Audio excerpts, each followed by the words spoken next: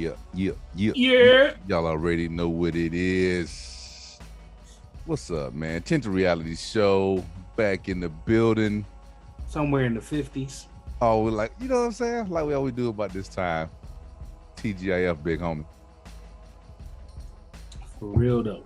Yes, sir. Yes, sir. It's a hot week, man. First of all, thanks to everybody who's been rocking with us, man. Get at us on Spotify, Stitcher, iHeartRadio, any and everywhere you get the podcast. You know, I've been noticing our demographics in the South, though, been inching up. You know what I'm saying? I've been peeping that. I'm digging that. I was about to say to those who've been rocking with us before, but y'all done fell off. Where y'all at? That's all right. They're going to come back. We finna drop in that hot butter, baby. We finna keep it cooking, baby. Smoke's still coming. We still giving you the smoke. It's all good, whether it's 1 or 1 million, dog. You know. Hey, like they used to say, all soldiers are entitled to outstanding leadership. I will provide that leadership, man. Let's go. Come on, man. Come on, man. Y'all already know. It's been a crazy, crazy week, my dude. First of all, how did your week go? I was about to say, let's get the personal shit out the way, because I you know, say I'm about to go up. I'm waiting for you to stand up. I mean, it's been a good week for me, man. Like, just getting my son locked in on just a schedule. Like, just getting comfortable with just being in a new place and all that, man. Like, it's a blessing because, like, now he, you know what I'm saying, he got his feet on the ground, he running. You know what I'm saying? So it's like, all right, we can calm down. Like, before it was like, man, we gotta get some more shoes, we gotta get some more clothes. Like, yeah, you're reacting. Now we just like relax and just like, all right, this is gonna be our daily life. Now you gotta find hobbies. Okay. You know what I'm saying? Because I don't want you sitting here looking at me every day all day. Then you gotta find hobbies. Yeah. But how was your week, bro? Good, bro. Good, man. I was able to put some troops on the work front, man. Make some moves with the kiddos on the personal front. They started school Monday, man. So I ended up taking the day off, just to kind of help them do that last minute prep, man. Get the homeboy faded. He rocking a flat top. He trying to go up in, he trying to go up in there and kill him on when he was here though, yeah. Yeah, but nah, I mean it's cleaner now. They actually edged it up. It looks real good. So he ready to go in and slay on Monday. Kids are excited, man. Mama's happy for them to go back to school finally. I'd be lying if I say I wasn't nervous about this shit around here. This fucking Delta, because this shit's crazy, man. My 13-year-old, we took him down. He got his first Pfizer the other day, like 3 days ago. Yeah. How was that decision? Like, it was looking at everything right here, bro. No ICU beds, no hospital beds, nowhere in the state, and it's overpacked with kids, bro. That decision was fairly easy for us. Come on, man. You know what I'm saying? Mama went with him, so she got it shot up too. So it was fairly easy for us, and no side effects, no little sore arm action, which is to be expected. Somebody jam a needle in your fucking arm. So right. Yeah, outside of that, man, he was motivated to get it, bro. He just like, Dad, I don't, if I get this shit, I don't want it like that. You know what I mean? Because there's no mass mandate per se. It's like, all right, parents, you tell your kids to do what you want them to do. Yeah, I'm looking at the shot I took, and it's like the worst one. Yeah, you got that other shit, Playboy. I'm like, how y'all gonna do me like this? Man. Hey, but you got your shot though. Bro, I ain't know I was out there with the ugly sister though. Shit, you ain't even had a sister. I thought I was diming them up. You know what I mean? You had the buck two friend, yo. Shout out to all the buck two. You had the buck two friend, man. She cool. You know what I'm saying? She mad cool. Peoples, yeah. But then that's one of them homies like, yo, you smashing that? You be like, nah, bro. I don't even know what I was drunk last night, bro. Yeah, you know, I took one for the team, man, because Tony was out with a friend, you know what I'm saying? I ain't want to leave him by himself. Yeah, you out there like that. You owe me a big one. You just know that. You owe me a big one. Yeah, bro. And then knowing that you enjoyed yourself. That's what's up, bro. Hey, man, it's always a pleasure to be on the airways with you, sir. I think we'll jump into the elephant in the room, man. Yeah, I feel like if we didn't address what you're about to talk about, it would be a disservice. We can't call ourselves the voice of the soldier if we don't approach soldier topics. I'm gonna say this too though, but it don't require a lot of energy. It really don't, because when I look at having served it twice in Afghanistan, bro, I would say this right here. Anybody that ever put boots on the ground there could have told you that was what happened, and the speed of which it happened. Jesus. Yeah, bro, it was a house of cards to begin with, bro. Dead ass. I was now, shocked. Let me say this because I want to go back, because the blood, the sweat, and tears, and the commitment, the loss of American life, the loss of limbs, and so many of us who brought that war back home to the States and still deal with the repercussions of those actions that we did. You know what I'm saying? That part of it really, it gets me, you know what I'm saying? I feel bad about that part, right? I feel so bad. So many lives were changed. Shit, your life was changed. Yeah, exactly, bro. Exactly. Nobody who goes anywhere, whether it's Iraq, Afghanistan, or fucking Grenada, Vietnam, right, it don't matter. You come back a different person, bro. And but you know that going in. So that being said, I don't think you're ever prepared for it, though. No, of course not. No. How do you prepare for that, though? Like, yeah, because you don't know. I know cats that been side by side with me, man, and right now we're in two totally different spaces mentally. You feel what I'm saying? And it's just a matter of how the individual processes the crap that they went through or whatever, man. But that being said, outlet, do they have somebody they can talk to? And that's the thing. Trying to internalize it, you know what I'm saying? Yeah, that's the thing. It's trying to make sense of it, and especially now, when you saw your brothers and sisters in arms still fighting that good fight that you sacrificed your mental capacity for, that you gave a leg for, that you gave an arm for, and so to see it go like that, I fully understand the reaction for some of my brothers and sisters having to this war finally being over. Right. You saying? As somebody who never went there, it bothered me. Because I know what the toll is on your mental. Yeah. And for somebody to go over there 4 or 5 times, you know what I'm saying? And then to see, like you said, to see it crumble like a deck of cards. We was over there 20 years, which means you done trained 2 generations of soldiers. But let me ask you this. What way did people expect it to go? Like, it's like seriously, bro. I mean, so we talked about every single war, every conflict America has ever been involved in, bro. Look at it. It never, you always leave, and it never goes the way you want it to go. Right. People like to compare this moment to Vietnam, and it didn't go the way people thought it was going to go. You can go to Desert Shield, Desert Storm. I mean, what does victory look like these days? What does win a war? Huh? I don't think you really win a war. Yeah, that's my point. And so just stop fighting. It's like, man, I'm good. Yeah. So I again, and I'm not even conflicted. Like when I went to work, the next day, in Cass, I got a bunch of older veterans that I work with. You know what I mean? They've been through other different deployments and conflicts in Iraq and the whole nine. And it's like, man, how do you feel? How do you feel? Are you okay? How do you feel? And I'm like, I didn't understand the question, first of all, to be honest with you. I didn't understand, like, what do you mean? How do I feel about I said, bro, we went and executed it. We did our thing. There was no way we were ever going to be there forever. Right. Yeah, it's not like forever was never a possibility. You know what I mean? So I don't understand when people say, oh, we shouldn't have left the way we left. And shit, I'm like, bro, we was already there 18 years too many, in my opinion. Like, I was wondering how you felt about the way they left. I mean, granted, the optics are horrible, but I never seen an evacuation go smooth. Like, I just think they got to stop telegraphing shit. Stop telling people when you're going to leave. Because I'm going to wait till the next day and I'm going to take shit over. I think they should have waited. The first people that should have known that this shit was going down, and they had time and they noticed all the American citizens that you had that were registered with the State Department that were there, all the people working in the embassies, all of our interpreters, all of our people, you know what I mean? Those guys sacrificed a lot to work with us and for us. And I think that part of it is heartbreaking to watch because, I mean, luckily the interpreters I work with, thank God they're here. They've been in the States for a couple of years now. But I tell you, that wasn't without several different units rotating. You figure I went there twice, bro. Right. And the unit before us had started these guys' paperwork. They were there with me the first time in 2010. I fucking went back again in 2013.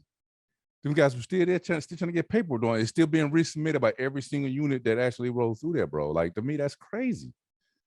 That's crazy. Like, I don't understand how we can say we can promise you this, help us, because we would have been deaf, dumb, and blind without those interpreters over there, bro. We would have been. We would just been, bro. I know my unit. We would have shot up all kind of crazy shit unnecessarily if we didn't have, just off the frustrations alone of not having nobody who fully spoke the language, right. and could deal with the locals. You know what I'm saying? So they were invaluable. They should have been here. That shouldn't even been a thing. And then once you start the withdrawal process, okay, we need to boost up whatever we need to boost up. I don't give a damn if you say, you know what, we know he worked with us in some shape, form, or fashion. Let's get him out here and work on the proper paperwork later. Like, cut through some of the red tape. You dig what I'm saying? Because you know that they committed to that. You have that paperwork. You can't just say, well, you're missing this one sheet that you forgot to dot the I on. Now you can't even leave out the country. Now I went 8 units and put in the paperwork. Exactly, bro. That's crazy to me. So I think the optics right now, somebody or a department dragging their feet, bro. Feet, shit. That's an insult to feet. Motherfucker dragging ass, huh? Yeah. You know what I'm saying? I think that the optics are horrible in terms of the Taliban taking over and shit like that. They were going to take that shit over anyway, man, because we can't do that. We can't go over there and say, well, boom, we can't go over there right now, start sending more troops tomorrow, take it back, right, and give it back to them. They clearly shown that they're not willing to fight for the country that they want them to have, that they wish to have. Right. It's going to take an uprising of the people to stand against that particular type of government, that particular type of regime, to make it work. And so I for one, I'm glad that we're pulling out, and because the loss of American life, to me, to this point, has not been worth it, and going forward will not be fucking worth it. If the people that live there, that's God and country, you cannot come to America and do that. Right. Listen, we be some red, white, and blue, star spangled banner, fucking glitter shooting out of our ears, jokers, boy. Come on, everybody, man. Be together. You won't be safe nowhere. You won't occupy no space, no inch of this country, bro. You know what I'm saying? Without some hot shit on your ass. Right. You feel what I'm saying? Because this is our country and we love it and we will defend it to the death. You know what I'm saying? No matter who, what, hell, you got some people defending it.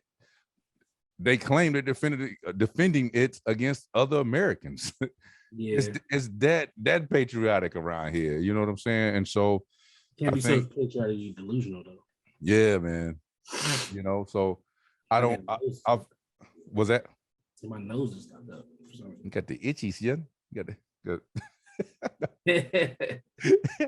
but I think that again, bro, the outside of the piece of my brothers and sisters who are still grappling with the terms of that war upstairs in their heads, mm-hmm, and their families, and that they had to deal with them dealing with that, or the physicality of it, the loss. That part hurts me, but it doesn't hurt me to say we're gone. They asked me how I feel. I didn't leave shit over there. You know what I mean?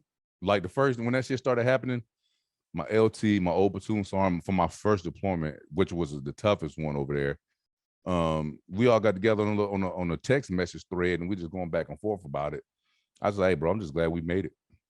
Quite honestly, I would hate for either one of us to make an ultimate sacrifice over there and then having to watch this. So I know, mm-hmm, how my brothers and sisters in arms feel right now. You know what I mean? But at the end of the day, bro, when I see like these all of a sudden these new Middle Eastern experts popping up on the news and on Facebook and all this shit, I'm like, bro, they'd be like, well, my baby daddy used to be over there. But why your baby daddy ain't on TV talking about it? Because this is crazy. I just don't understand. We started this podcast so we can speak for the troops. Yeah, bro. Oh, hell, just we might not speak for all of them, but we speak for some of them. Exactly, bro. I'm not even speaking for all of them. This is my shit. This is where, mm-hmm, I feel about that particular thing, because it's we do have a commitment to every, like I said before, we have a commitment to people, those who helped us. We have a commitment to the families who have sacrificed their soldiers, their America, their sons and daughters to going over there. You know what I mean? And we have a commitment to making sure that we do right by all of them. But that being said, that country was never going to look any other way than what it looks like right now. Like if we call it a spade, you think about how many times you heard on, we training the ANA, the Afghan forces, the AMP, the police over there, and they turn their weapons on American soldiers. They had to have overwatch. You had to have the watchers watching the trainers. That was the biggest thing over there, man. They were just turned because they had infiltrated all that good stuff, bro. They had infiltrated all the security forces, and then for these jokers to be taking ground, these cities, these regions without even firing a shot, Rio. Exactly. Come on, man. Come on, bro. Well, come on. I feel like we got involved in some family shit. I feel like what's going on over there was a civil war, and you're not gonna get in the way of a civil war. It's been going on for hundreds of years. You know what I'm saying? Like, if anything, we gotta let them be them. We set them back 100 years, right? Yeah, everybody got the drunk uncle. You gotta let your drunk uncle be your drunk uncle, man. You know what I mean? Yeah, real shit. Nah, I like the way you put that thing, man. Yeah. I say we set them back because now we gave those guys who would have had these old dusty AKs. Now they got tanks and MRAPs and shit. Yeah. We didn't do that. But the forces who picked up and cut sling load and then fight did that. You know what I mean? Like the guys at work, we gave them all that equipment. We didn't get the Taliban shit. The people who fucking abandoned their post gave them that stuff. Yeah, you got it, player. They just changed uniforms, bro. That's all they did. That's it. But we can't sit idly by, and it's gonna come out in the future. If I could have got any E4, bro, to tell you that this shit was not gonna last. I could have got any E4 to say, bro, shit. Same thing in Iraq. We used to take these jokers, escort them to get their paychecks. These jokers jump off the truck, run away, never come back. It's like in the middle, like they going through training, they'll go get paid and run off. Like, come on, man. Like, what are we doing here, bro? That place is going to take, I don't know what it's going to take to make that country. I don't know. And then again, I mean, there are people in that country who want to evolve and who have evolved and just can't get out. I imagine that to be true. And to those people, I say, man, just keep fighting and keep trying. Like, I don't know what to say, bro. But it's heartbreaking seeing these people trying to. The generation that's after that. Bro, that thing is horrible. It's heartbreaking, man, because it's a humanitarian crisis at this point. And I think even if I'm being honest, people say we should do a skill drawdown and it's this person's fault and that person's fault. We did a skill drawdown. We've been withdrawing troops over there for months. We've been withdrawing troops. It ain't like 100,000 troops just got up and left that fucker.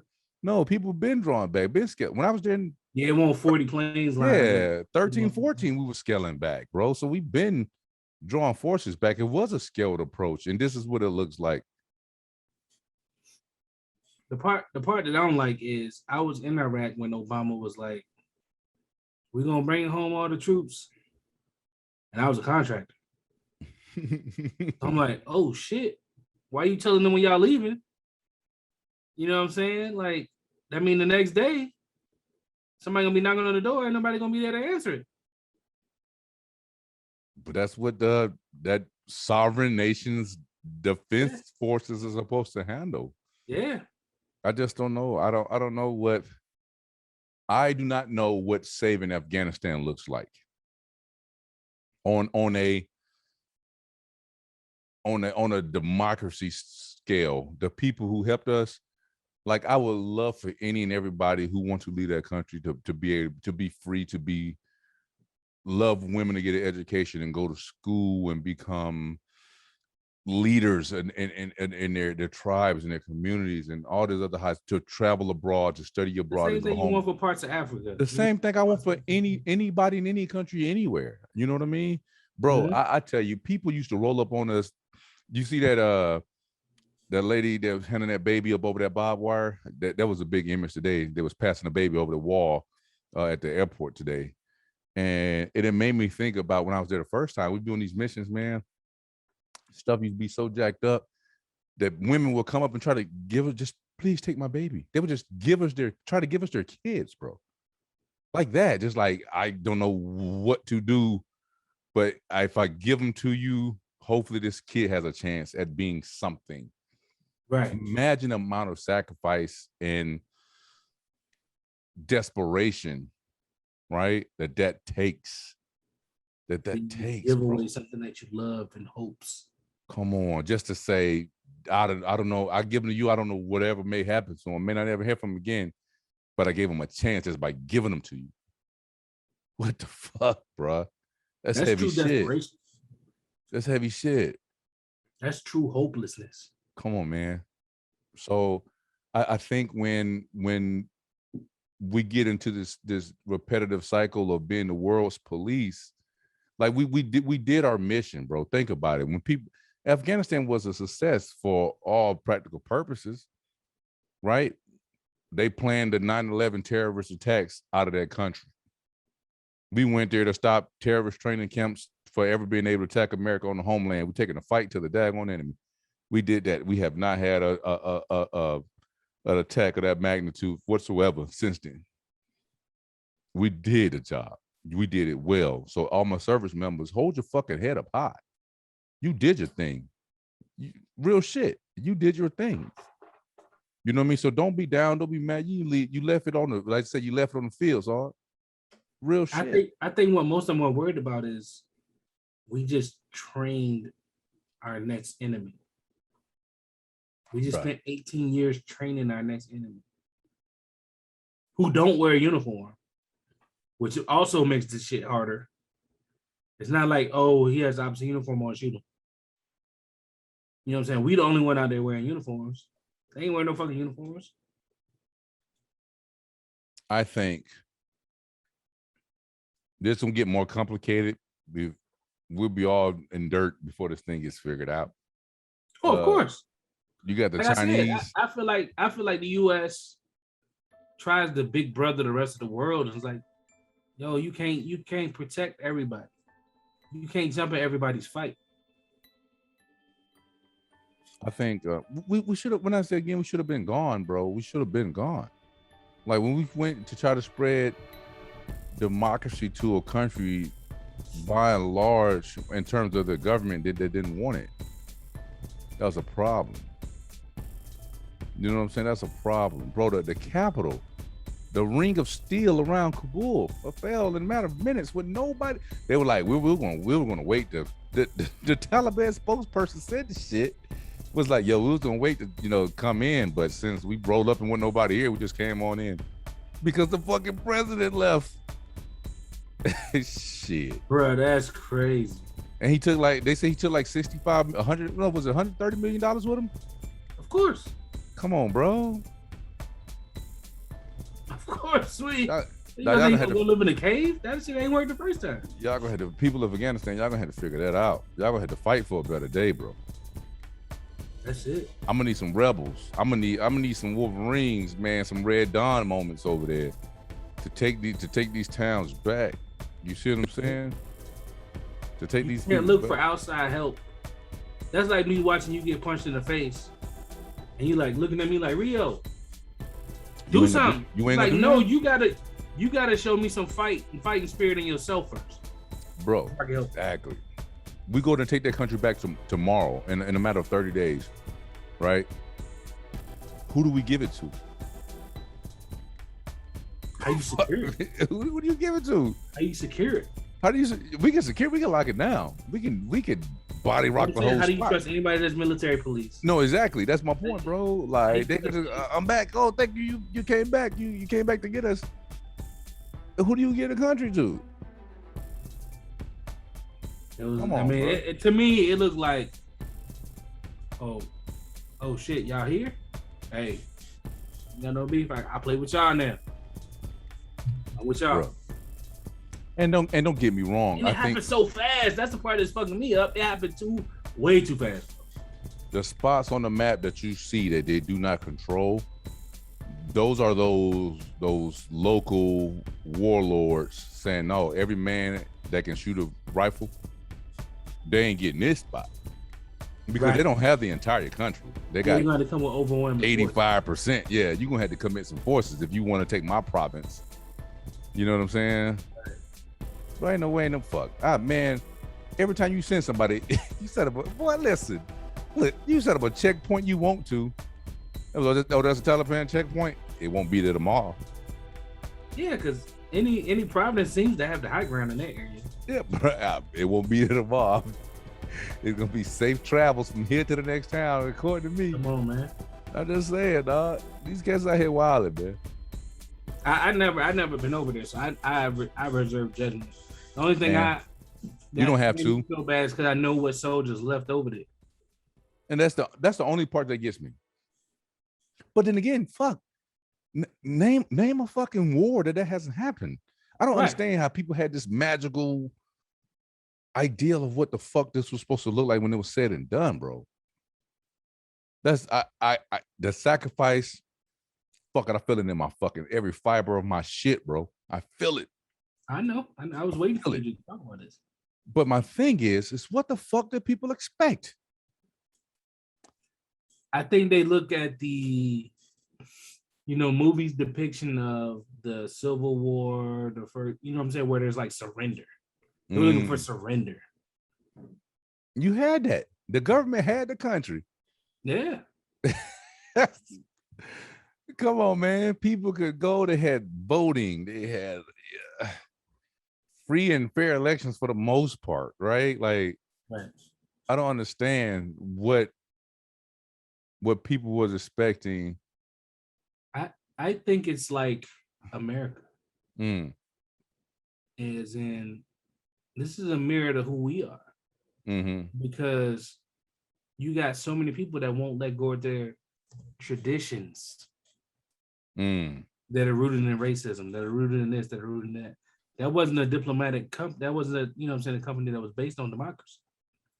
So you might have tribal leaders who didn't like, I'll play the game, but as soon as the game, you know what I'm saying, as soon as the board changes, like go back to what I know. Switch up. Let me come double back. Yeah, double back like 2, 3, did before 5. Yeah. So it'll be like you wearing a Phoenix Sun shirt, but as soon as they lose to the Bucks, you don't pull that joint off. Now you got a Bucks jersey on. You're like, I was with y'all the whole time. I've been rooting for you, man. What took y'all so long? Yeah. That's what it is right now, bro. Yeah, so it's like, how do you build trust? How do you build any kind of real morale in a place like that? I don't know, man. I don't know. And also, I think that America's word has taken a step back right now as well, like globally, internationally. I mean, but the people who can really criticize this thing, a lot of them never had a dog in a fight. You know what I mean? Never been a part of the hunt. Like, and I get it because it stinks to high heaven and back, right? But the reality is, man, when you leave a spot like that, you committed trillions of dollars, 2,000 plus lives, countless wounded. You know what I mean? Because you only counting the scars from the people who got amputated and got injured over there.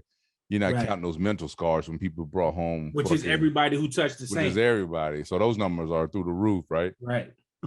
So all that being said, man, the final tally, we will never know the number for people who've been affected. But at the end of the day, the people of Afghanistan had to fight for the country that they wanted to see, that they wanted to be. Right. And you can't have it both ways unless you're willing to commit to putting the McDonald's in the middle of fucking Kabul and fucking a Walmart and fucking Helmand province. You have to fight for the truth you seek. Yeah, man. You talking about America's young as fuck compared to Afghanistan, bro. Right. America's a little juvenile with fucking Similac still behind their ears. And we can't get past our tradition. We can't get past our shit. We still deal with dumb shit. And we sit here trying to promote, try to do this crazy stuff around the world, man. How you gonna tell your older brother how to date? Yeah, they like, hey, bro. You only dated 2 in high school. They like, look, we done got the Russian ass. We done got the British ass. Alexander Gate, he done hung out a little bit. Genghis Khan brought his ass through here. Yeah. That shit swallows nations, bro.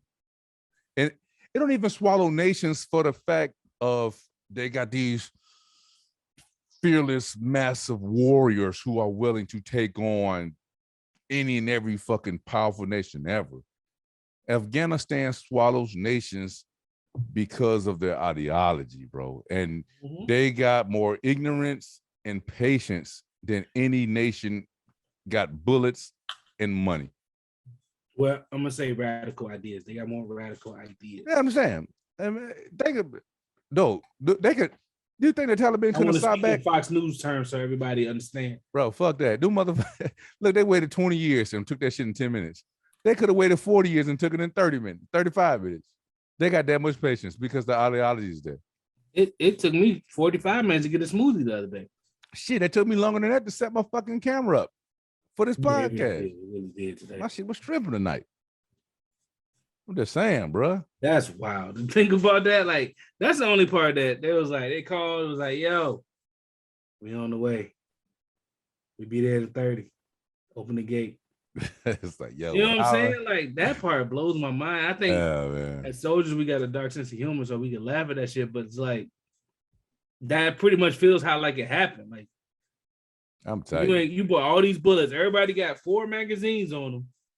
Ain't one shot been fired. That's crazy. Where they do that at, man? I don't know where they do that at. That is wild to me, bro. We don't like their type of government, and we'll do something about it. Fucking do something about it. Exactly. I don't know, man. The bully's in your face. What you gonna do? Do something. You gonna shrink or you gonna swing? I don't know, man. I just fuck it, bro. Yeah. So, motherfuckers is literally texting me. You okay? Fuck. I think that's because people of other mindedness, other than you, this might be affecting them different. You know what I'm saying? Like, no, and I say that brash as shit. Yes, 100% what you just said. I get it. You know what I mean? I get it. So they might have got a call from another soldier. Yeah. That was reliving some shit. You know what I'm saying? Oh, yeah. And they just, as a courtesy, they're like, yo, let me call my boy Fikes. Oh, bro, trust. I love and appreciate that because I had to reach out to cats too. Because I saw their social media reactions and how they took the news, bro. But I had to home me up and say, bro, did you do your job when you were there? Hell yeah, dog. We did X, Y, Z. Bro, that was all you was ever going to be able to do. Exactly. You was never going to be able to fucking, like, that was all you was ever going to be able to do is give 1,000,000% of yourself, commit to your troops while you there, bro. That's all the time that you ever had. You had that 365 days to go and fucking execute and pray to God that you make it back and your soldiers make it back alive, bro. You had 365 days to go hard or however long you were deployed for. That's the time you had to go in there and leave that shit in the fucking paint and bring it back, bro. That was all you ever was going to commit. For me, it confirmed that the government looks at us like batteries. When the battery dies, you just replace it, bro. You know what I'm saying? Like I felt that way since I was in country. Like, you know what I'm saying? Yeah. Boots in the sand. I was like, yo, the epiphany hit me. Like, I'm a battery. I'm a battery. You're gonna run out of juice, they're gonna throw it in the gutter and go buy another, man. That's it. Discard that bitch and keep going. But here's my thing, because that's the problem when you run into when you're doing these type of things, right? When these operations shift, like once in the country, right? Like, because motherfucker got to the point where like, well, here we might as well set up some bases. Well, we set up some bases. We might as well try to build some schools. Since we're here, we might as well fucking try to Or improve some roads, or some bridges. We might as well, and that shit grows, and people get invested, and the people there get that false sense of security by you being there, that this now is our life is going to be different. You know what I mean? You got to think, if there was a 1-year-old child that was born when we first got there, that child probably got kids by now, bro. We've been at that fucking long, bro. Yeah, that's what I meant. Why we trained 2 generations of soldiers. Yeah, come on, man. We've been there that long. We've been there long enough for the people of Afghanistan to see that a different life is possible when you fight for it. You know what I mean? Talk about it, bro. Real shit, bro. And so soldiers, man, guys, again, you did your fucking jobs, man. Shit, the guys in Vietnam felt the same way. The guys who went to fucking Mogadishu felt the same way. But it's like in any fight, you feel like you didn't win. You always feel like you left something in the tank. Bro, there was never going to be a parade for this. Right. There was never going to be that World War II moment. You know what I mean? There was never going to be like the War of the Pacific when the Japanese gave up. That was never going to happen. That, you know what I mean? There was never going to be a surrender of country or from force on force, because that war didn't begin like that. The occupation didn't begin like that. Come on, man. So I think, me personally, I came to the realization a long time ago. I think that's why I'm in the current headspace that I'm in about it. Mm-hmm. You know what I mean? Because I'm like, OGs knew that shit, bro, on the ground. Like, man, this why we here? Soldiers had that conversation all the time. I know why I'm here right now, because I'm obligated to these 14 troops that I got. Right. But in the overall things, man, come on, bro. Soldiers had those conversations, man. If they're being real with themselves, you were never going to get a fucking ticker tape parade. You're never going to march down Times Square saying that the war is over and God bless America, all of our troops are home. I think that's part of it, where it's like, we're never going to get the appreciation for the sacrifices we made in those 2 places, in Iraq and Afghanistan. Nope. And I think that's what bothers people. Like I said, when you leave something there, bro. Yeah. You know what I'm saying? It's like, damn, did you appreciate what I left? Oh, man, that makes it hard. You at least appreciate what I left. Yeah. When you get a bumper sticker, be like, support the troops, they give you that shit. It's troops, men and women. The only time I feel like I'm appreciated is Veterans Day. But am I really appreciated? Because I can't eat off the whole menu for free. I can do select items for free. Get that blooming But onion. I digress. Get that blooming onion. Shut the hell up. Man, you know what I'm saying? Come on, man. You right, like bro. blooming onions. But so at what point does the sacrifice worth the result? When you got all of these people around here struggling with mental health, while there's help, there's not enough help. You know what I'm saying? Like, keep improving the avenues of assistance. Let's get veteran homelessness eradicated, because that shouldn't exist. Talk it, brother. Talk it. You know what I'm saying? So, like, do you really fuck with me? Talk it, brother. Do you really appreciate me? Am I really your man's? Right. Or did I just do you a favor, and like what America's showing you, now that I don't need you to do that favor no more, I holler. That's like the one night stand where you like, hey, you ain't even get my number. You like, oh yeah, I'll be back. Right back. When we grab some Starbucks. I'm about to go. You good? I'm good. Man, I swear though, man, I and there's America has a long history of seemingly, I won't say that is blatant or just completely by design, but there's a tendency to show forgetfulness for the sacrifices that many have made. Come on, man. And again, we can go way back to all these different wars, man. You can go every town had that veteran who came back hooked on smack or whatever the case is, or you know what I mean, and that goes on to this day. Come on. And the next major occupation is going to come, and it's going to be the same thing. America's sons and daughters are going to have pride and commitment and sacrifice. They're going to go forward. They're going to fight for the red and white and the blue, and they're going to do so proudly, bro. That's the beauty of America. You feel me? Like I just got chills just by saying that shit, right? Because I still got a little fight in me. You feel me?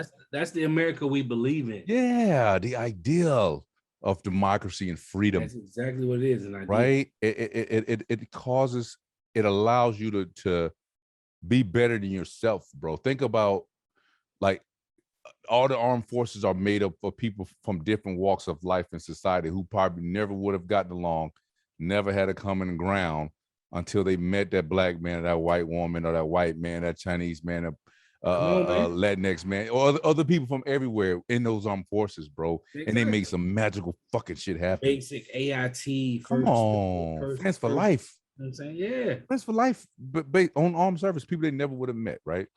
And we do so proudly, bro. And at the end of the day, at some point, shape, form, or fashion, you're gonna sacrifice something.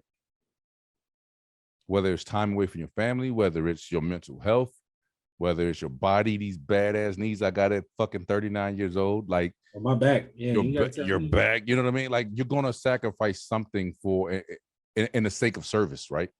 And we do so proudly. We do so without complaints, without anything, because that's what we do. We're talking 1% of Americans actually serve, bro. I think we say, hey, if I can run after I get out of the military, I won. You know what I'm saying? Like, because you're running on that concrete that's eating your knees up.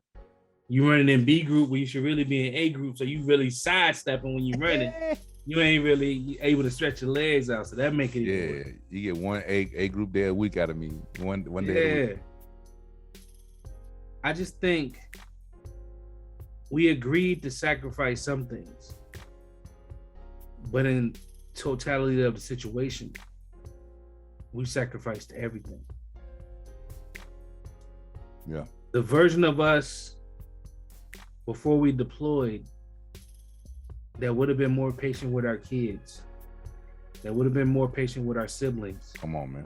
That would have been more patient with the ones we love, husband, wife, significant other. You know what I'm saying? Like, we sacrificed that version of ourselves. Because as much as I think I'm calm, cool, and collected, I know I'm not the same as I was before I put my feet in that sand. You know what I'm saying? Yeah. I know if a horn blares and I can't see the car, the hair on the back of my neck stand up. You know what I'm saying? Like, what the fuck is going on? It's just my body's natural reaction to shit. You know what I'm saying? Like, I want to be the patient guy. And I don't mind therapy. Like, I think it takes a stronger person to actually go to therapy than somebody who denies it and denies its ability to help you. But I feel like we sacrificed that person. Yeah. I want to get out. My son is 17. I want to get out and run with him. Like you said, my knees hurt right now just by saying the word knees. You know what I'm saying? Like, my back. Like, excuse me, did you just call me? Don't bring us up. I thought somebody said something. Yeah, my back, man. Like, every day when I get out of bed, I'm just happy that I can get out of bed.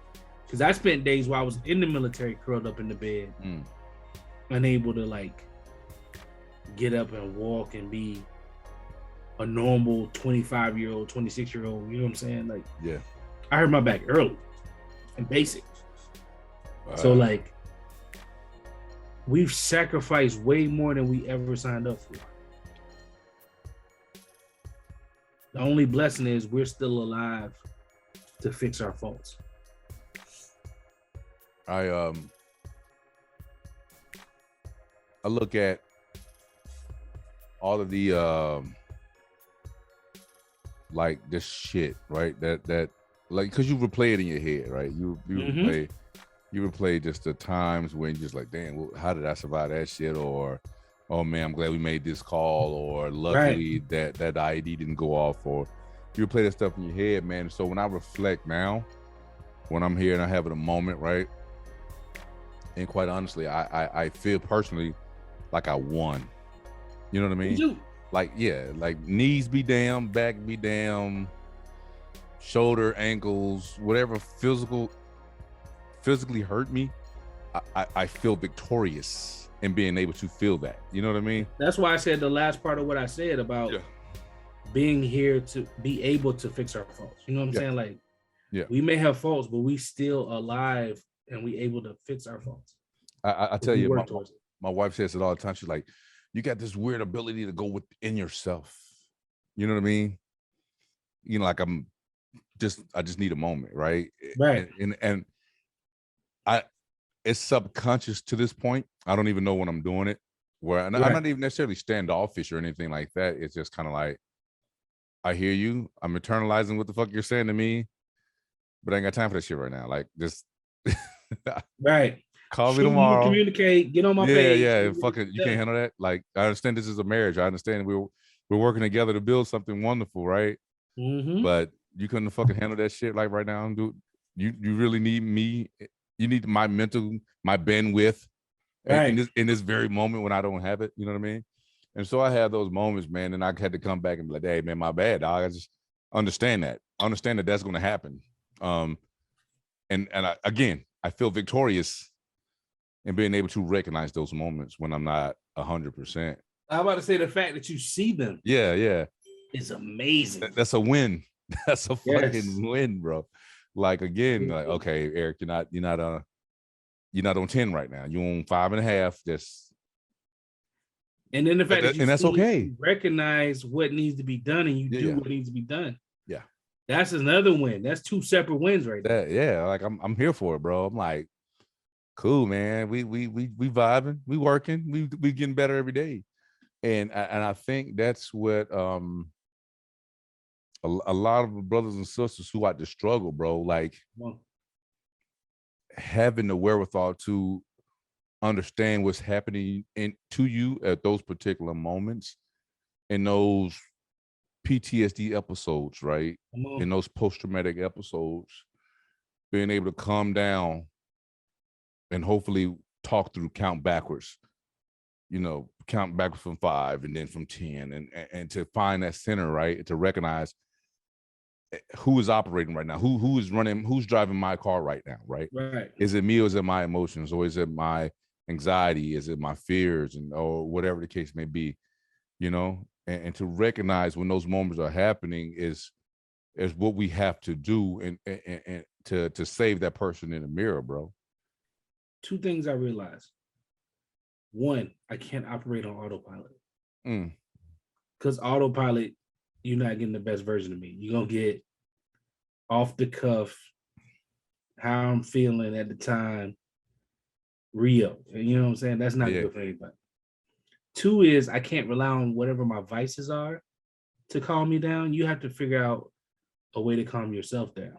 Yeah. You know what I'm saying? Like, you can't rely on alcohol, weed, pills, whatever, you know what I'm saying? Whatever your chase is, whatever your chase is. No external escapisms. Exactly. Right. You need to be in your right physical mind in order to combat this stuff. And it won't be easy day 1, but hopefully by day 100, it'll be at least a little bit easier. Hell yeah, man. Like what people don't understand is this is like alcoholism. This is like somebody been a lifetime person on drugs, where it's like, you hear people say, I fight alcoholism every day. You know what I'm saying? Because it's today that day where I take that first drink. It's kind of the same thing with PTSD. It's today the day when I let that thought that's in the back of my mind ruin my full day. You know what I'm saying? What steps can I take to keep that from happening? You know what I'm saying? What mental exercises, what physical exercises, like what can be done to keep me out of that mindset? We have to start fighting the mental health side of it. And those demons, bro, like they're there.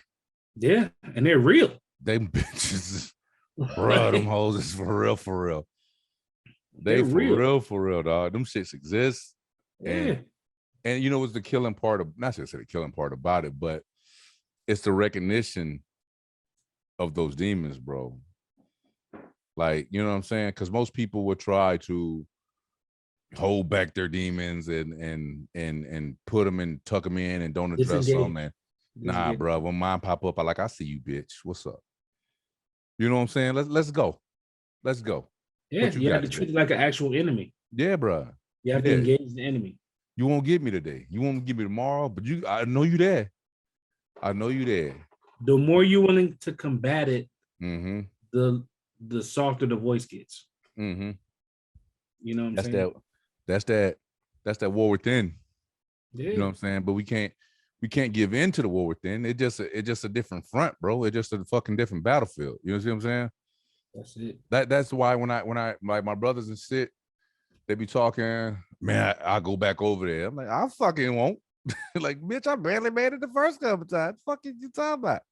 Look, when I came back as a contractor, I was like, they couldn't offer me $400,000 to go back over there. You know what I'm saying? Like, it's not happening for the kid, bro. I'm not doing it. Nah, bro, I cannot take like a contractor. When I came back as a soldier, when we landed in Maine to refuel, I kissed the ground in Maine. Was like, man, if I can help it, I'm never going back ever again. And then my dumb ass went back like 10 months later. It's a contract. And it's not even a fear standpoint. It's like, no, it's recognizing the blessing that I just survived something that not everybody survives. No. And I have enough of my mental faculty to realize that this is a good thing, that I'm coming home. Yeah. And I wish I would have done more as far as like the mental health side. Because you know how they give you those cognitive tests to make sure, you responding to this answer the same speed as you was before, so you're fine. Yeah. Like, come on, man. That ain't shit. Exactly. That ain't shit.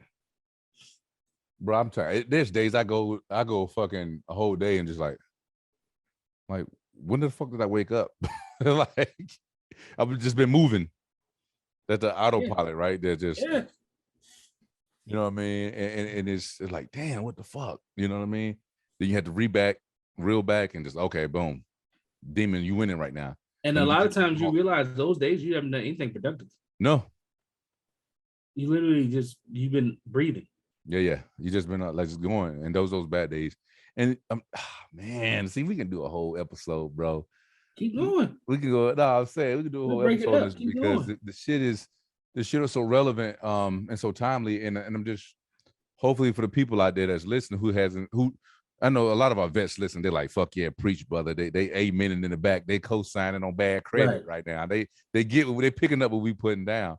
But for the layman, right, who hadn't had the fortunate advantage or disadvantage of experiencing some of the shit that we're talking about, man, it's a weird place to be, especially when you're recognizing it. It's one thing to say, oh, that person is X, Y, and Z, or he's dealing with this and the third, like, because that person doesn't always necessarily know that he or she's in that moment, right?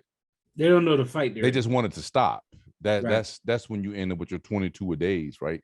They just want that to stop, and they don't know where that outlet or that help is to, you know what I mean? Like, people can say, oh, why didn't he just go to the VA? Or why didn't he just go over here? Or he could have just called so-and-so, or he could have called this. When the demon is winning, the demon is winning. Trapped in that mental mindset. Yeah. When he got you in the trap, that bitch got you in the trap. You feel me? And so that's why I say, and like you just said, in terms of the mental health piece and the counseling piece, they don't help you get rid of these demons, bro. They help you address them. They help you defeat them.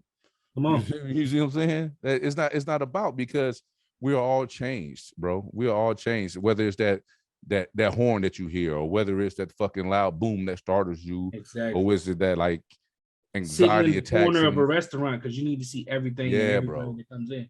Like I know my triggers, right? If like I get these weird anxiety attacks like before sleep, right? And not every night, but like on some nights, like I'm laying down uncomfortable and I had a high of a day, right? Kids are great, everybody's healthy, family, talk to my dad, talk to my brothers, sister, everybody's doing great, everybody's wondering, and then that seems to trigger my anxiety, right? I'm letting people look under the hood of this high speed machine right now, right? But it's because you realize at that moment of your high what you have to lose. Yes.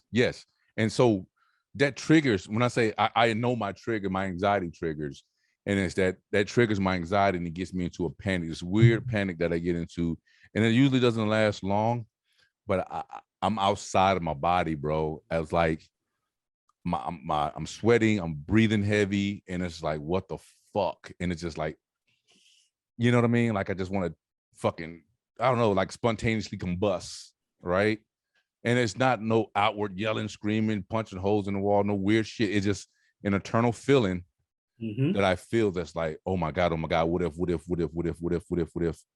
And I have to fucking. And that's when you realize I'm not in control right now. Yeah. I have to like breathe, bro. Like I meditate. Like I just, boom, I stop, meditate, control my breathing, come back, and be like, hey, bro, you fine, dog. It's In the you're winning right beginning, now. that It's probably okay to led win. to a lot of sleepless nights. Oh no, fuck that. I go to sleep. But I'm talking about in the beginning though. Oh yeah, early before I had a that. grasp. Yeah, absolutely.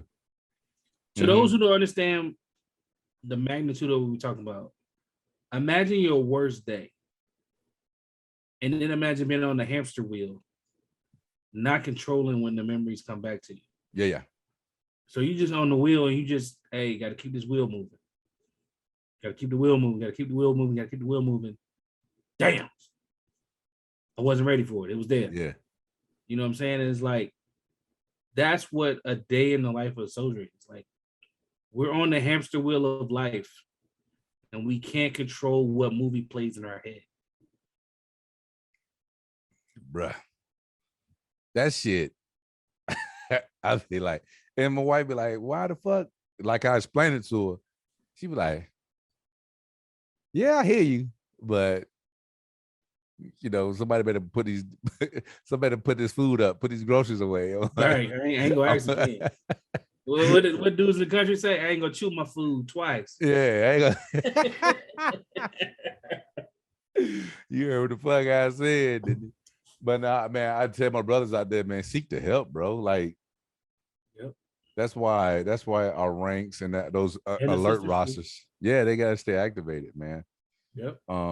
They gotta stay activated, bro, because at the end of the day, again, like you said, war is a young man's game. It's next man up, bro. It's next man up. Like, that's what it is. You get them old shifty veterans who coach more to mentor the youth, but private always gonna be the same age, bro. Yep. America would never have a shortage of people who willing to just come in and answer the call, bro. 100%, exactly. And if you ask many fucking veterans right now, they looking at this shit like they looking at Afghanistan, and they looking, let's go. They looking like say the word, because look.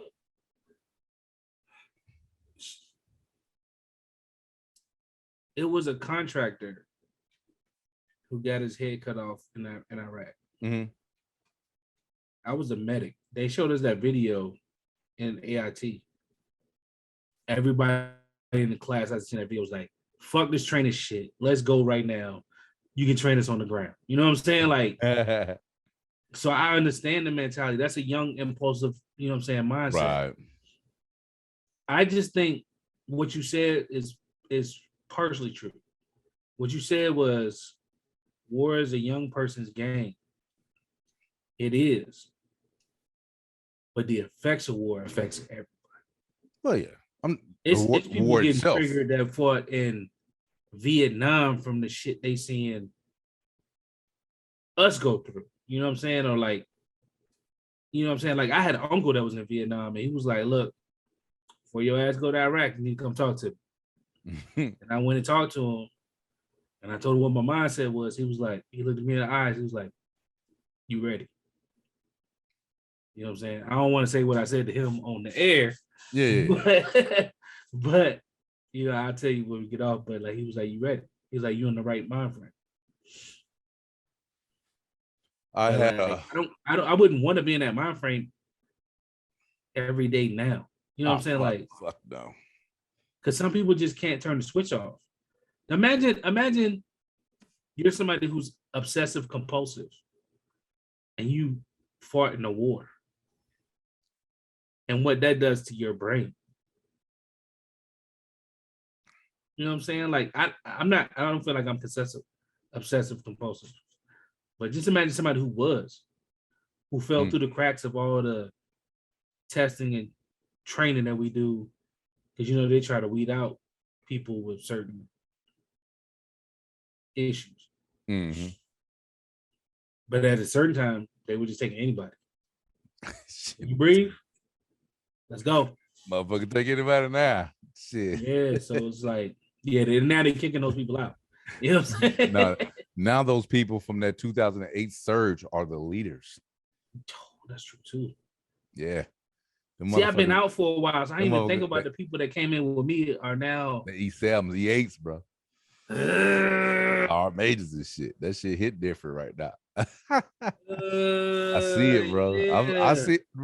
That's the beauty of my current occupation, bro. Because I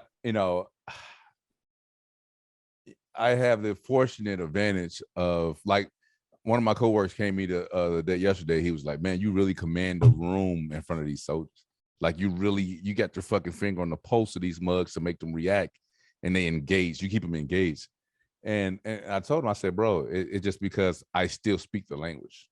Exactly. They looking at me, they still see a fucking non-commissioned officer, bro. Like, they look at you guys and say, interpreter. Yeah, yeah. I'm talking the same shit, right? And exactly. So, whereas these guys are far more knowledgeable, God, but and I learn every time either one of them open their mouth. Man, I'm in a very fortunate position to really learn from these guys. But then again, they don't speak the language of young soldier. Now my time coming where my fucking expiration date will come, and I'm saying some shit that's fucking completely outdated as fuck too. You know what I'm saying? Yeah, but right now I'm the first sergeant. They like, "Hey, motherfucker, I get it." You know what I'm saying? And so that's the big difference in terms of that. But when I say just being able to, this job has been so therapeutic for me, because for somebody who recently retired, I still feel I'm contributing to the warfighter. You feel what I'm saying? I'm still providing. You also probably feel that obligation to contribute.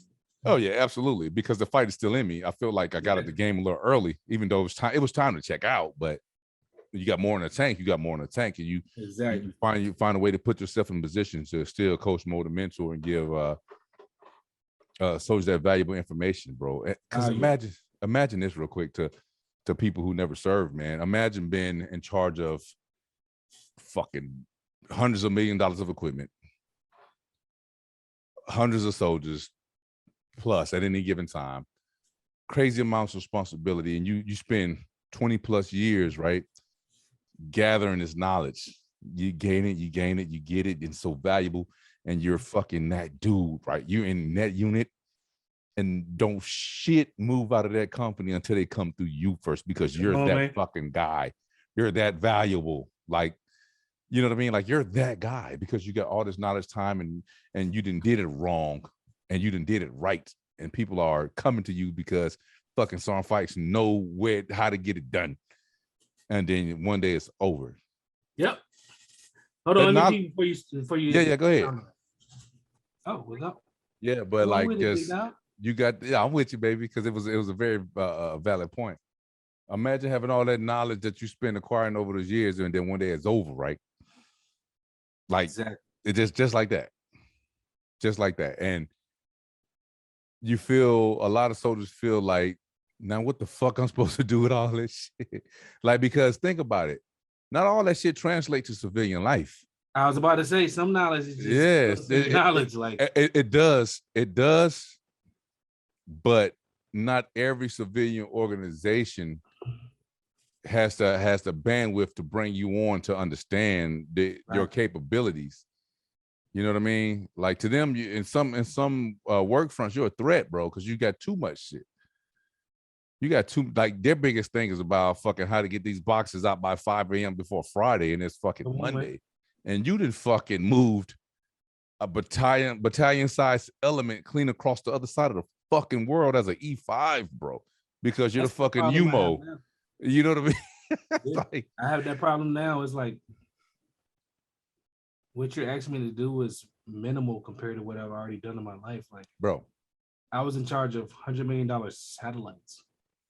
And now you asking me to be in charge of like computers, but you're treating it like it's $100 million satellite. And I'm like, bro, like, calm down. Dog, check this shit out. What you're asking me. No unit has the personnel that they need. You got E4 serving in E6 capacities. You got E6 serving in E7 and E8 capacities. You got lieutenants serving in fucking and captain capacities, bro. Like nobody, the Army is like, yo, if you had 70+%, you're fucking going to war with the personnel you got, and you expect to reach the desired outcome of the mission set for the guidance that was provided by the officers over you, right? Holy shit. No, real shit. These are facts that I'm spitting, right? So keep that in mind when in terms of when a soldier's transitioning from soldier life to civilian life, your mindset is different. Your mindset is get shit done. Your mindset is, matter of fact, a lot of soldiers struggle because the shit too slow. Because they're used to the high op tempo. Yeah, they used to operating at the high tempo where it's go, go, go. I'm like that at work now. The old heads be like, yo, bro, you gotta calm down. So I'm like, give me more, you can't work me enough, bro. Like, let's go. Like, turn this shit, put it on 10 and move out the way. Look, like, take it while I'm got it to give it to you. Yeah, take it while I still, because I'm gonna be you in a few years. Right. Take it while I still got juice. Shit. Because when I stop, goddamn, now I quit. Leave me alone. I'm coasting. I ain't come here for no bullshit. Leave me alone now. Nipsey say, picture me rolling. Picture me rolling. I'm just showing up because y'all keep paying me for some goddamn reason. Exactly. You know what I mean? But, you know, and that's why so many vets struggle with re-entering society, acclimating to a lot of these different jobs, man. That's why I always preach creating your own shit, because you know your value, you know your worth. You know, like the biggest thing that vets have an issue trying to do when they transitioning is try to how to translate all this shit on the NCOER or on the ward and try to put it into a resume. Because they know the motherfuckers ain't gonna understand that shit. They know they're not gonna understand that shit. That's what people like our guy, I don't want to say his name, that's trying to do the podcast for us. Oh, Mo? No, shout out to Mo. Yeah, shout out to Mo. Check it. I got his artwork, man. He sent me his artwork. I got to send it to your shit fresh. We're about to drop it on. Yo, check out tintedmediareality.com. Oh, tintedrealitymedia.com. We're going to drop Mo's artwork, man. You got the Veteran on a Mission podcast coming soon to the Tinted Reality Network. Let's go. But that's why what he was trying to create is important. Yeah. Because if I can get to you a year and a half out, you know what I'm saying, I could start to bend your mind towards more civilian life. Come on. And like for me, I didn't realize I was in a job underneath my stead until I was already in the job. I was like, wait, what am I doing? Like, no, I used to be that guy. That guy's making $120,000 a year. I used to be that guy. They treat him like he the man. They're like, what the fuck? Yeah, like, and they want people that are overqualified in IT. You know what I'm saying? But like, you have to know your value. Yeah. You also have to know your truth. If you worked in a job in the military that could pay you on the outside, but it's not who you want to be anymore, you got to know that, and you got to be willing to make that change before you got to seek that change before you get out the military. Oh, hell yeah. You know what I'm saying? If you getting out the military and then trying to seek that change, then I'm trying to go to school for something else, it's too late. You know what I'm saying? Get it while you're still in uniform. It makes the transition that much easier. Yo, you got me want to hit up Mo real quick. I was when we started getting when I felt the turn in the episode, I was like, we need to hit him up real quick, man. Let's hit him up. Let's record his first episode tonight. Let's do it. Let's do it. Let's be guests on his show tonight. Let's be guests. Let's go. I'm so serious. I'm gonna hit him up, man. Yeah, man. All that, bro. All that. Look, Tinted Reality Show. You know where to find us. Yeah. It's anywhere you look. This ain't even hide and go seek. You ain't even gotta like really look for us. We everywhere. We even on YouTube now. You already mess with us. So let's help us get one more listener today. Let's get one more listener this week. Yeah. You know what I mean? Like, you see the content is worth it. And to any soldier that feel like I misspoke about anything today, I don't care if you disagree with me on one thing. Hopefully you let the episode play and listen to everything I said. Take a man at his totality, not at his worst moment. You know what I mean? So that's all I ask. I'm going to say, fuck that. That's your experience. You got to write your fucking opinion. And anybody got a problem with anything I said, then come on the podcast and tell your shit. Because that's what I feel. Whether you like what I said about Afghanistan or not, good, better, and different. That's where I went. Every soldier got a story to tell, bro. And I'm tired of pussyfooting around on this fucking podcast, bro. Like real shit, because everybody got a story to tell, and your voice matters. That's the most important thing. Don't everybody like sushi, bro? Some people think sushi tastes like shit. You know what I'm saying? If everybody loved T-bone, you won't have vegans. You won't have vegetarians. If everybody loved T-bones, man.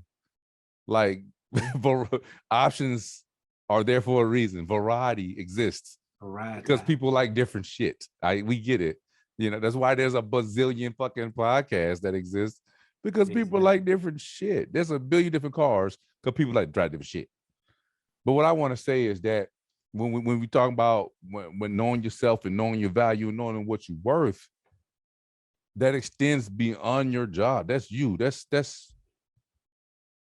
in the gristle, bro. That's a life trait. That's a life choice. That's a life choice, especially if you got it from the mud, bro. Especially if you got it from the mud and you're in a position right now better than where you were when you started, dog. You already won. Continue to fucking win, knowing your value, knowing your worth, and put it out there, man. Not everybody gonna like it. So what? Put it out there. And you've already sacrificed. You already sacrificed. The time you put in the military, you were underpaid. Come on, bro. I'm gonna tell you straight up, you were underpaid. Bro, I don't know too many people that ever got in the army and got fucking rich. You already sacrificed. You put your life on the fucking line to say, hey, you know what? I volunteered to go do X, Y, and fucking Z. When you done doing that, put yourself in a position while you're leaving that thing to be successful, to grow, to become a better human, and to go on and continue to contribute to society because you're valuable. You're here and you're worth it. It don't matter what demons you're fucking facing. We got people for that shit. Call me, call Rio. Yeah. If I ain't got the fucking answers that particular day, then damn it, we'll call somebody else together. Hit us at Tinted Reality Media at gmail.com. Come on, man. Let's get it, bro. You know what I'm saying? We will call you back. You know what I'm saying? If you want to come on the show and speak your mind, if you 180 to all how we felt about this whole episode, come on. Change my mind. You can try. I don't even want you to change my mind, but I respect your opinion because I know you was in the sand. I know you might not have had on pink Crocs, but you might have had on green Crocs. Come on, bro. We can't even have no conversation and you ain't had on pink Crocs, kid. Come on, man. You know what I'm saying? This might be pink Crocs too, kid. You know what I'm saying? Man. But that's what it is for y'all. Like I'm sorry that it took us a couple of days to even speak on it, but no, you was ready to go. You didn't want the raw emotion. Yeah, you was ready to go. Yeah, you hit me day one. Like, what time we going hot? Because I feel like as the voice of the voiceless, as the voice of most military brethren and sisters, I feel like it's our obligation to be able to speak on the things that affect us. You know what I'm saying? You ain't wrong. That's the only reason I was like, hey, babe. How they say? Watch your lane. You know what I'm saying? Your lane. And again, bro, to all my brothers and soldiers out there that answered the call, all them cats from the 82nd Airborne, all the Marine units that's currently out there, they happen to evacuate those people. We know you know you're dealing with a difficult task right now. You probably won't even hear this shit and probably until you get back to the States, right? But we know you're dealing with some difficult shit, some unwinnable situations, but you're fucking capable, you're excellent, and you can get the job done because true soldiers excel in the face of adversity. And that's what you're going to continue to do. Thank you for your fucking service. I always wanted to say that shit. Salute to all the vets and all the people out there getting it out there, man. You already know, baby. Let's go. I'm fired up now. God damn it. Let's go. Your Tinted reality show, everybody. I know where we at. Get at us. Come get this black boy joy. Come rock with us, man. Let's go. I'm fired up. We need to do another fucking show. I'm just turning third, bro. I ain't even headed home yet. You know what I'm saying? Come on, man. Now let's let them go. We hit them hostage long enough, man. Yes, sir. Get us on Spotify, Stitcher, iHeartRadio, Pandora, anywhere where YouTube, wherever you get your podcast. Get at your people, man. Do I get the pardon? Do I get the pardon words? Oh shit! I thought you gave them. Nah. Well, shit. Give them some more. Nah, those were Scooby snacks they was getting out. Oh, you dropping vittles and crumbs and shit.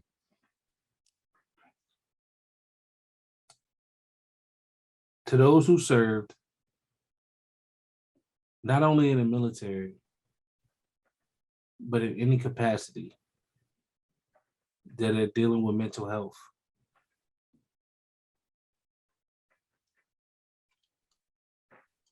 Now that you're out of the box, don't let the box control you. Now that you're on the outside looking in, don't let what's inside control you. Go get the help that's needed. Some of it's free. Some of it you may have to pay for. But it's all worth it in the end.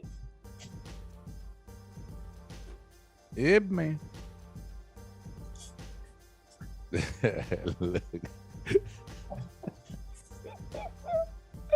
Yo, I love you to death, yo. No, like, man. He said it. Hey, let me. I can't follow you, man. You ain't shit for that. You know that. Come on, man. I just like ditto and stop recording. I had you at the head scratch when you reached up. I was just like, I like, got it. Why you like this? I mean, my feels, man. I'm gonna say this because it's just as important. And I wasn't gonna say shit, but this is left. Come on. Your circle is everything. And I say that based off that text that you sent me earlier today. When I said I fucking needed that shit, I was dead ass, bro. I was fucking dead ass. And so your circle, your people in your circle gonna fucking, for some unknown force in the fucking universe, they gonna give you what the fuck you need when you fucking need it, even though you don't know that, they don't even know that you need it. You send me a random ass fucking text, bro, and I swear, bro, that was the Lord working through you, because I needed it at that time. That's wild. I needed it. I'm gonna tell you when this shit go off, right? I'm gonna tell you when this shit go off. And when I tell you that the Lord working through you, because I was doubting my shit, and I was like, I fucking needed that. Turn up. I'm back on 10. Look, I'm like, shit, we can get 3-4 them. Bro. You know what I'm saying? Like, I'm with you. I'm with you. Thank you. I got you. Fuck. God damn it. In the meantime, in between time, Tinted reality show. Everybody check your goddamn left and right out of limits, man. Find the soldier, tell them thank you and appreciate you for their fucking service. Oh man, spread love, not hate, all the other dumb shit that people say. I do want to say one more thing. Oh shit. That's what If you tell a fucking soldier, I appreciate your service, look him in the eye and fucking mean it. That shit is like telling somebody I love you. You know what I'm saying? Somebody that you're trying to date, I love you. Like that shit means something to us. Real shit. But if I can see in your face that you don't mean it, it makes that soldier jaded. You get 3 or 4 people saying it that way, and now that soldier's like, well, fuck, none of these motherfuckers really appreciate me. You know what I'm saying? So just fucking look me in the eye and mean it. Can we done? Done, man. Oh, love you, boy. Keep dropping that shit. It's reality show. In the meantime, in between time, everybody live love life, y'all. Peace.